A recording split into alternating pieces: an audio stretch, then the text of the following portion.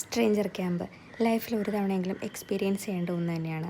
ഒരു പരിചയമില്ലാത്ത ഒരുപാട് ആൾക്കാരുടെ കൂടെ ഒരു സ്ഥലത്തേക്ക് 2 ദിവസം കളിച്ചും ചിരിച്ചും കഥകൾ പറഞ്ഞും നമ്മുടെ വിഷമങ്ങളെല്ലാം ഷെയർ ചെയ്തും എൻജോയ് ചെയ്യാൻ പറ്റിയ 2 ദിവസങ്ങൾ. ഇത് ഒരിക്കലും നമുക്ക് മറക്കാൻ കഴിയത്തില്ല. എല്ലാവരും പോകണം. ഇവിടെ പ്രായമൊന്നൊരു പ്രശ്നമേ അല്ല കേട്ടോ. ഏത് പ്രായക്കാർക്കും പോവാം.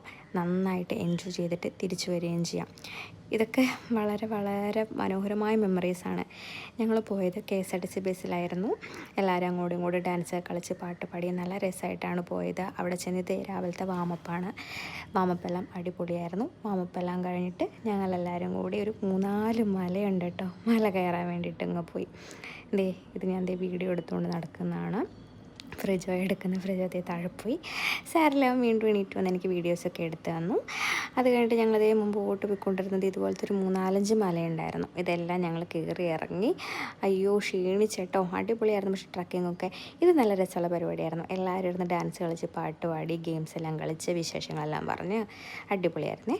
ഇത് പോകുന്ന വഴിക്ക് ഞങ്ങൾ റോഡിലിറങ്ങി ഒന്ന് വായി നോക്കിയതാണ്. ഇത് രാത്രിയത്തെ DJ പരിപാടി അടിപൊളിയായിരുന്നു. എല്ലാവരും അടിച്ച് പൊളിച്ചു കേട്ടോ.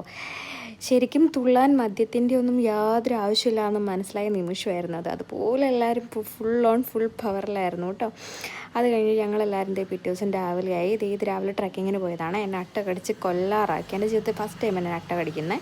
പിന്നെ ഞങ്ങളെല്ലാം കഴിഞ്ഞിട്ട് തിരിച്ചു പോരുവാണ് കേട്ടോ. ലാസ്റ്റത്തെ ഒരു വീഡിയോയും കൂടി.